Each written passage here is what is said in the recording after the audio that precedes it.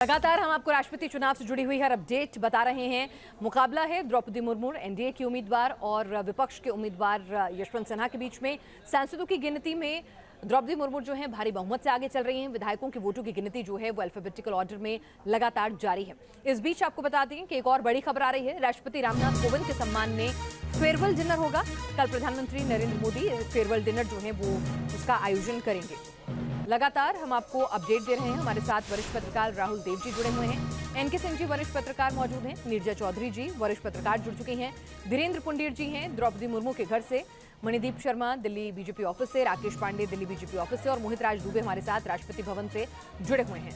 Delhi BJP दफ्तर से क्या कुछ कार्यक्रम की तैयारियां हैं, राकेश मेरे सहयोगी वहां पर मौजूद हैं। राकेश, क्या तैयारी है? क्या जेपी नड्डा द्रौपदी मुर्मू के घर जाएंगे, एक जुलूस लेकर जाएंगे जब जीत का ऐलान होगा, वहां पर प्रधानमंत्री भी पहुंचेंगे? क्या अपडेट है आपके पास अभी तक? हालांकि बीजेपी जो अपने आयोजन की जानकारी भी एक बार में पूरी सार्वजनिक नहीं करती है, लेकिन जो जानकारी मिल रही है शुरुआत में, वो क्या कार्यक्रम होने वाला है? देखिए, कार्यक्रम जहां पर मैं हूं, निश्चित तौर पर द्रौपदी मुर्मू के घर पर लोग जाएंगे। वहां पर औपचारिक तौर पर उनको बधाई, उनका स्वागत, उनका अभिनंदन। लेकिन पंडित पंत मार्ग पर आप देखिए तैयारियां अपने आखिरी दौर में हैं। बीजेपी के बड़े नेताओं का यहां पर पहुंचना, जो स्टेट लेवल के हैं, वो यहां पर शुरू हो चुका है। ढोल नगाड़े यहां पर बजने शुरू हो गए हैं और उसकी तस्वीर मैं आपको दिखाता हूं। संजय तस्वीर दिखाएंगे। आप देखिए यहाँ पर ढोल नगाड़े बज रहे हैं और एक बड़ा सियासी संदेश जिसका हम लगातार जिक्र कर रहे हैं कि किस तरीके से यहाँ पर अब धीरे धीरे जो बीजेपी के महिला कार्यकर्ता हैं वो भी बड़ी तादाद में यहाँ पर आना शुरू हो गई हैं। और उनसे अभी जब ब्रेक चल रहा था तो हमने बातचीत की थी कि आपका क्या विचार है, एक महिला आदिवासी राष्ट्रपति बनने जा रही हैं। तो उन्होंने खासतौर पर कहा कि महिलाओं के सशक्तिकरण के लिए ये सरकार काम कर रही है और खासतौर पर जो पिछड़ा वर्ग है उनकी महिलाओं की अगर हम बातचीत करें उस वर्ग से, तो उसके लिए बीजेपी लगातार जो है वो प्रतिबद्ध है और यही सियासी तौर पर एक बड़ा संदेश देने की कोशिश की है। ढोल नगाड़े बज रहे हैं और आप देखिए यहाँ पर लोगों के आने का सिलसिला भी शुरू हो गया है। बीजेपी के अलग अलग जगहों से, आप दिल्ली के आसपास के जितने बड़े शहर हैं वहाँ से कार्यकर्ताओं का जुटना शुरू हो गया है और धीरे धीरे यहाँ पर एक बड़ी भीड़ होगी। जेपी नड्डा यहाँ पर संबोधित करेंगे और उसके बाद राजपथ तक ये जुलूस निकलेगा। आप लोग यहाँ पर जश्न में शामिल होने आए। द्रौपदी मुर्मू देश की पहली महिला आदिवासी राष्ट्रपति बनने जा रही है। ये बहुत बड़ा सौभाग्य है। आदिवासी पहली बार ऐसे गरीब परिवार से एक महिला को राष्ट्रपति, देश के प्रधानमंत्री के आशीर्वाद से और लोगों के आशीर्वाद से ये पहला मौका मिला है। हम बहुत बहुत बधाई देते हैं हम देश की जनता को कि ऐसा पहली बार एक महिला, आदिवासी महिला को मौका मिला है। ये हमारे लिए बहुत बड़ा गर्व की बात है। अब यहाँ पर धीरे धीरे लोगों का जुटना, भीड़ यहाँ पर बढ़ती जा रही है। ट्रैफिक को अब कंट्रोल किया जा रहा है। यहाँ पर नगाड़े भी बज रहे हैं। तो ये तस्वीरें फिलहाल हैं पंडित पंत मार्ग से, जहाँ पर बीजेपी का, दिल्ली बीजेपी का हेडक्वार्टर है। यहाँ पर जश्न की तैयारियां अब शुरू हो गई हैं। बिल्कुल, जश्न की तैयारियां हम लगातार देख पा रहे हैं। राहुल देव जी, जिस तरह की तस्वीरें लगातार आ रही हैं, बीजेपी इसको एक बड़ा मैसेज देने के लिए पूरी कोशिश कर रही है, लेकिन ये बड़ा मैसेज क्या वाकई में जनमानस तक जाता है? पहली फीमेल राष्ट्रपति मिल चुकी हैं, दलित राष्ट्रपति मिल चुके हैं, इस बार एक आपने आदिवासी महिला को रिप्रेजेंटेशन दिया है, लेकिन ये कुछ दिनों तक सुर्खियां बटोरता है या वाकई में ग्रास रूट लेवल पर जाकर वोट बैंक के लिए भी कुछ बड़ा काम कर सकता है? तो ये वोट बैंक का जहाँ तक सवाल है, मैं समझता हूँ हमारे पहले भी एनके सिंह जी ने भी और बाकी लोगों ने भी बताया कि जहाँ जहाँ आदिवासी बहुल इलाके हैं, उनकी एक अच्छी जनसंख्या है, वहाँ पर और शुद्ध राजनीतिक वोट का फ़ायदा बीजेपी को होगा, ऐसी उसकी उम्मीद है। लेकिन उसका फ़ायदा ज़्यादा व्यापक भी है, एक थोड़ा सूक्ष्म फ़ायदा उसको कह सकते हैं। वो एक अपनी छवि बनाने का फ़ायदा होता है। तो एक ऐसे वर्ग से एक महिला को चुनना जो एक बहुत गरीब परिवार में पैदा हुई और ऐसे वर्ग से आती है जो उपेक्षितों में भी उपेक्षित है, क्योंकि आदिवासियों के बारे में तो हम जब विचार करते हैं देश के और नागरिकों के बारे में, तो अंतिम शायद ध्यान आता होगा तो आदिवासियों का आता है। उस वर्ग से एक महिला को चुनना जो अपने संघर्ष, अपनी प्रतिभा से इस ऊंचाई तक पहुंची है, उससे पहले उसने कई ऊंचाइयां हासिल की हैं।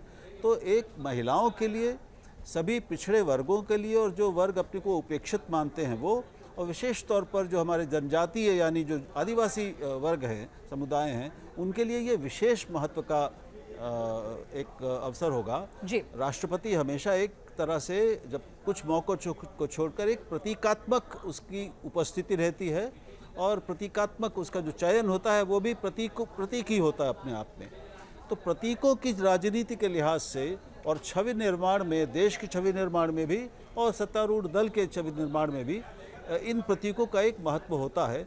तो इन दोनों पक्षों को हमें एक साथ रखकर देखना होगा। जी, एनके सिंह जी, यहाँ पर एक चीज़ मैं आपसे जानना चाहूँगी कि अब आगे की प्रक्रिया जो है वो क्या कुछ रहने वाली है, ज़रा हमारे दर्शकों को भी थोड़ा बताएं कि अब एक बार चुनाव का ऐलान होगा कि द्रौपदी मुर्मू या जो भी मतलब चांसेस उन्हीं की जीत के हैं, जब उनकी जीत का औपचारिक ऐलान होगा उसके बाद की क्या प्रक्रिया रहती है?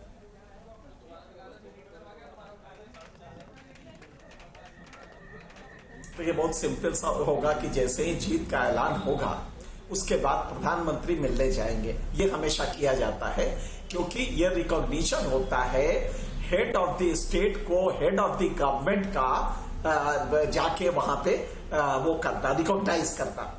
हेड ऑफ द स्टेट अब वो बन जाएगी। हेड ऑफ द स्टेट का मतलब हेड ऑफ द सॉवरेनिटी, जो संप्रभुता होती है वो दरअसल अमूर्त होती है और उसका मूर्तिकरण जो होता है, उसका जो मैनिफेस्टेशन होता है वो राष्ट्रपति के पद में होता है।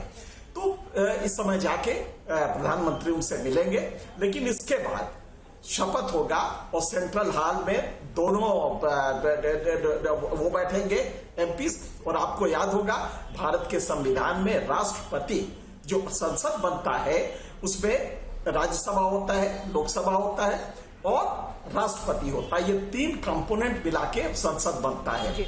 मतलब कि राष्ट्रपति अपरिहार्य फैक्टर होते हैं संसद का, लिहाजा संसद में ही उनकी शपथ होगी और शपथ दोनों सदन भी बैठेगी और ज्वाइंट एड्रेस उस दिन होगा। राष्ट्रपति उसको संबोधित करेंगी। इसके बाद से ये वो प्रक्रिया फिर खत्म हो जाएगी, राष्ट्रपति पदासीन हो जाएंगी। लेकिन इसके बाद जो इसके पहले जो प्रक्रिया होती है उसमें बहुत सिंपल सा है कि इस समय प्रधानमंत्री जाके उनसे मिलेंगे और ये प्रतीकात्मक भी होता है क्योंकि हेड ऑफ द गवर्नमेंट है प्रधानमंत्री। प्रधानमंत्री जब जाके राष्ट्रपति से मिलेंगे तो ये प्रतीक होगा कि हेड ऑफ द गवर्नमेंट ने हेड ऑफ द स्टेट को रिकॉग्नाइज किया है और रिकॉग्नाइज किया उनके सम्मान और उनको बधाई देने गए हैं। तो ये एक फॉर्मल ओकेजन भी होता है जिसमें कि प्रधानमंत्री जाते हैं। वैसे भी प्रधानमंत्री विदेश से भी जब लौटते हैं, जब कैबिनेट की बड़ी मीटिंग करते हैं, इन तमाम प्रक्रियाओं में हमेशा राष्ट्रपति को बताना इसलिए होता है कि वो संसद का पार्ट होता है जी। और एक बार मुझे याद है बड़ा अच्छा किस्सा, वाजपेयी जी ने संसद राष्ट्रपति भवन में दावत हुआ, कुछ संसद सदस्य नहीं पहुंचे। जब नहीं पहुंचे तो अटल बिहारी वाजपेयी ने पार्लियामेंट्री पार्टी की मीटिंग में कहा कि देखिए, आप राष्ट्रपति जो आप निमंत्रण देता है वो निमंत्रण नहीं होता, वो आदेश होता है। चूंकि वो संसद का पार्ट है, इसलिए जब उनका निमंत्रण आए तो दोबारा आप लोग ये गलती ना करिएगा और वहां पहुंचिएगा। वो राष्ट्रपति का निमंत्रण नहीं बल्कि आदेश होता है। तो संसद के सांसदों के लिए राष्ट्रपति के जो निमंत्रण होते हैं वो आदेश होते हैं। ऐसे में दोनों सदनों को बैठा के और राष्ट्रपति की का शपथ ग्रहण होगा, जिसमें कि बाहर के भी इन्वाइटीज होते हैं, दूतावास के भी लोग होते हैं, सारे देश भर के, दुनिया भर के जितने भी देश हैं उनके जो एम्बेसीज होंगी उनके लोग भी वहां बैठेंगे। तो एक बहुत बड़ा इवेंट होता है वो शपथ ग्रहण समारोह।